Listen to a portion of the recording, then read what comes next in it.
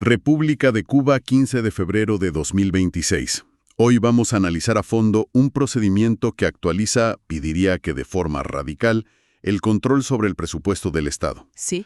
Vamos a centrarnos en la minuciosidad casi forense con la que se supervisan gastos muy comunes como la comida o el combustible. Ajá. También en las nuevas y estrictas reglas para contratar con el sector privado y en todo el sistema de responsabilidades y medidas disciplinarias que se montan para quien se salte las normas.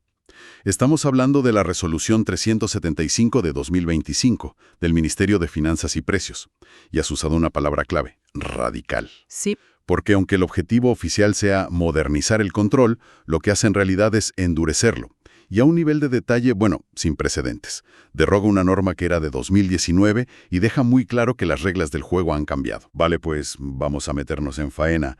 Lo primero que impacta es el alcance. O sea, ¿a quién se le aplica todo esto? Porque no es algo para un sector concreto, ¿verdad? ¿Qué va? Para nada. Es para prácticamente todo el aparato estatal.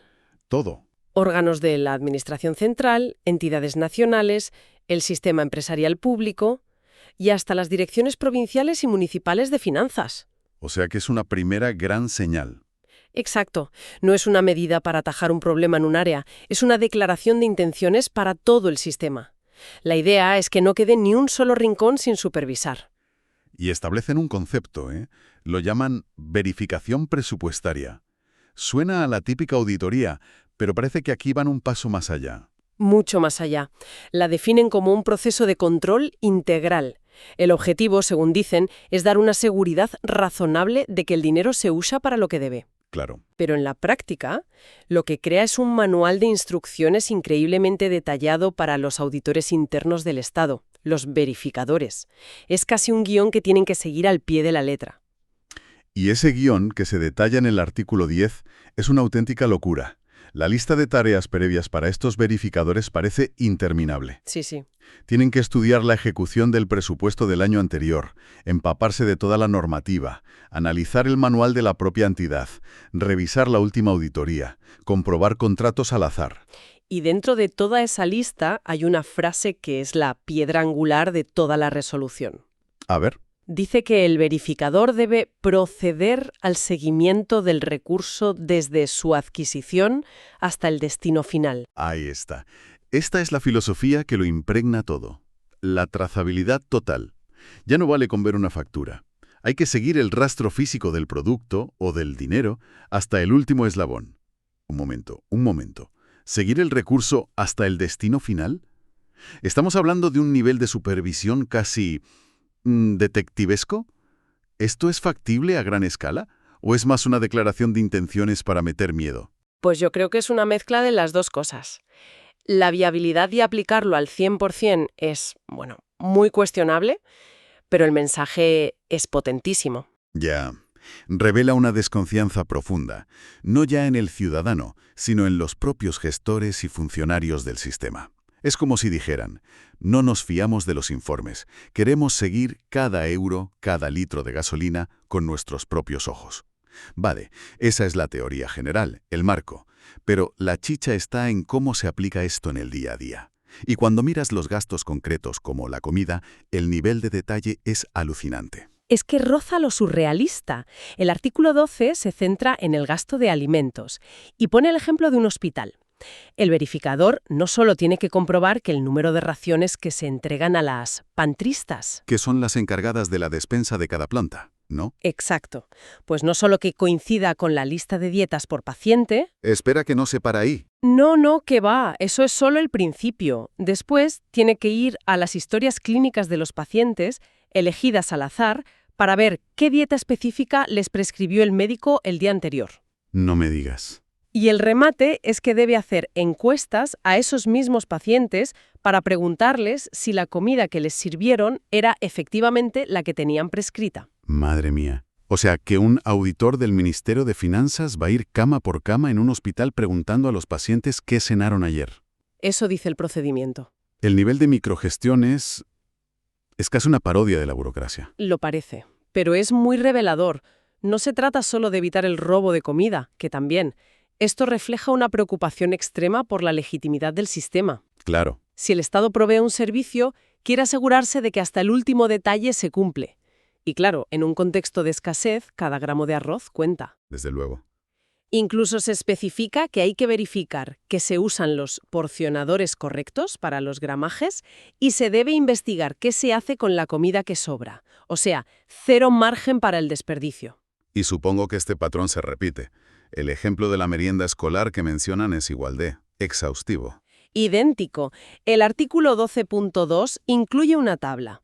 Y el verificador tiene que cruzar la matrícula de estudiantes y la plantilla de trabajadores con la asistencia real de ese mes. Para ver si cuadra el número de meriendas. Exacto. Y si hay una variación, se debe calcular el importe exacto de la afectación al presupuesto.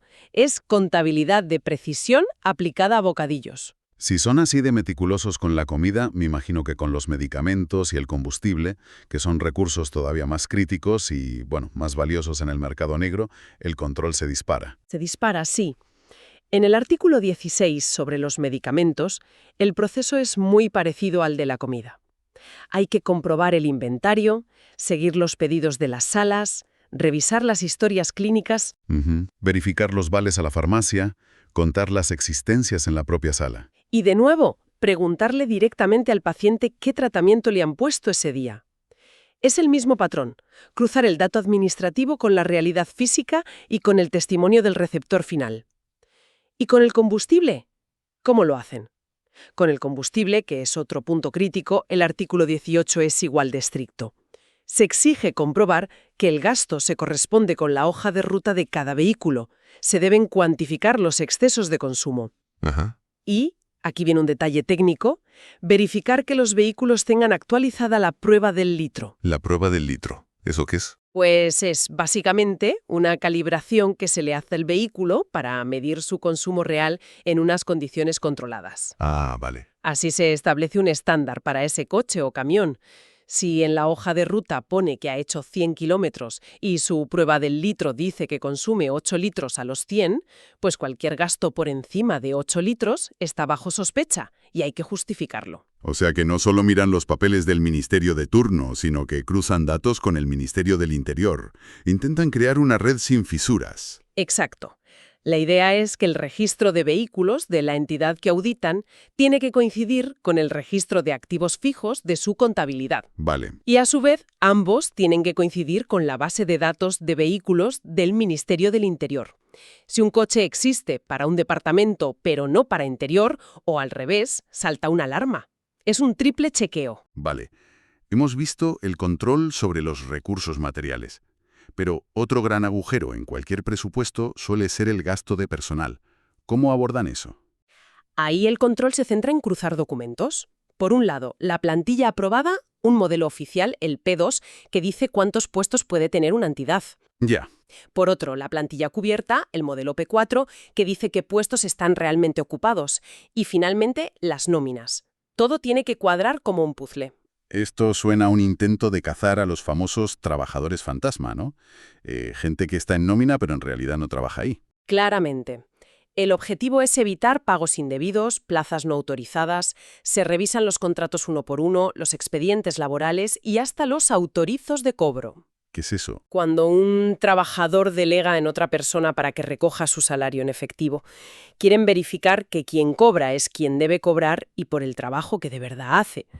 De acuerdo. Hasta ahora hemos visto el control del Estado sobre sí mismo, un sistema que se autovigila de forma exhaustiva. Pero aquí llega un punto que me parece crucial, donde este sistema choca con la nueva realidad económica, la relación con el sector privado. Sí, lo que la resolución llama formas de gestión no estatal. Sí, este es uno de los apartados más significativos y complejos de toda la norma, el artículo 26. Es donde se ve la tensión entre la necesidad y la desconfianza. El Estado establece un corsé muy claro para sus relaciones con los emprendedores. ¿Qué tipo de corsé? ¿Qué les exigen? Primero, lo básico, contratos por escrito, que el proveedor privado tenga todas sus licencias en regla. Pero el punto verdaderamente polémico, el que ha generado más debate, es el control de precios. Aquí está la clave, claro. El punto 4 de ese artículo lo dice explícitamente. Revisión al cumplimiento de la regulación límite del 30% de ganancia. Efectivamente. Y no es una declaración vaga, ¿eh? El verificador estatal tiene la potestad de exigirle a la empresa privada una ficha de precios que desglose y justifique todos sus costes y gastos. Entiendo. Y con esa ficha, el verificador hace un cálculo matemático para comprobar que el margen de beneficio del empresario no excede ese 30%.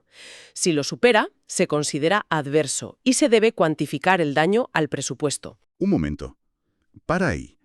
¿Cómo se supone que un verificador del Estado, que viene de una cultura de contabilidad pública, puede auditar de forma fiable la ficha de precios de una pyme? ¿No podría el empresario inflar sus costes declarados para que el margen siempre parezca ser del 30%? Parece un sistema muy fácil de burlar.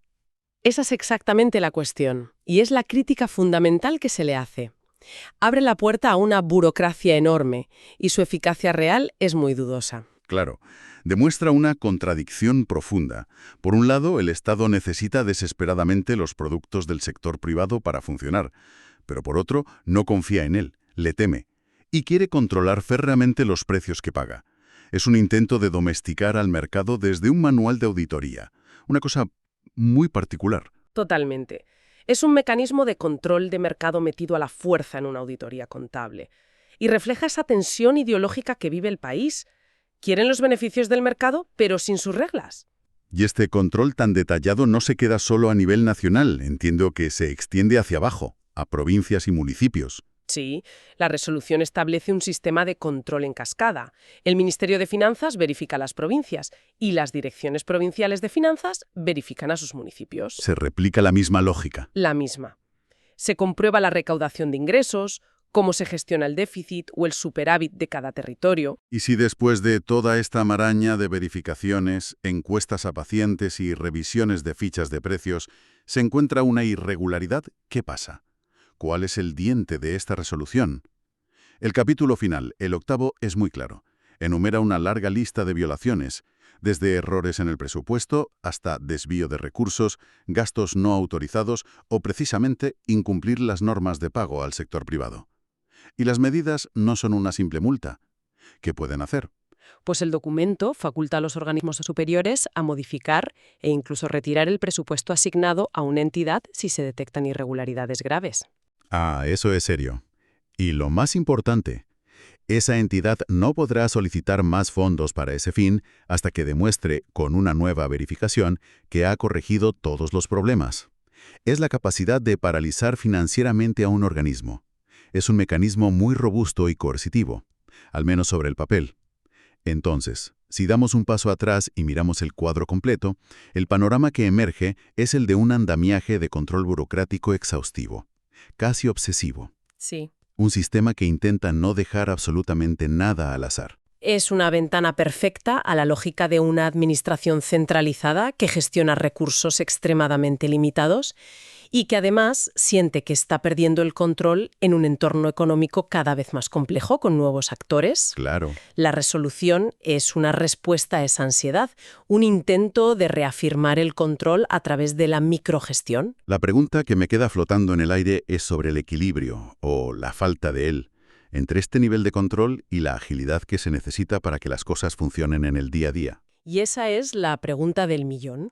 Un sistema tan detallado busca eliminar la discrecionalidad, el despilfarro y la corrupción. El objetivo, bueno, es noble. Sí, en teoría. Pero ¿a qué coste? ¿Cuánto tiempo y recursos se van a dedicar a verificar la cena de un paciente en lugar de a mejorar el servicio? ¿Puede un hospital funcionar con agilidad si cada decisión está sujeta a este escrutinio? Claro. Se corre el riesgo de que la parálisis por el análisis burocrático sea peor que el problema que se intenta solucionar. Exacto. Es la tensión clásica entre la supervisión rigurosa y la eficiencia operativa. La gran pregunta que nos deja este análisis es si un sistema así puede funcionar en la práctica sin ahogar al propio organismo que intenta salvar. O si es posible auditar cada comida y cada litro de gasolina sin que la propia burocracia colapse el sistema. Eso es. O quizás la pregunta final es si estamos viendo la creación de un laberinto de papeleo tan complejo que al final podría ser incluso más ineficiente y opaco que el sistema que pretende reemplazar.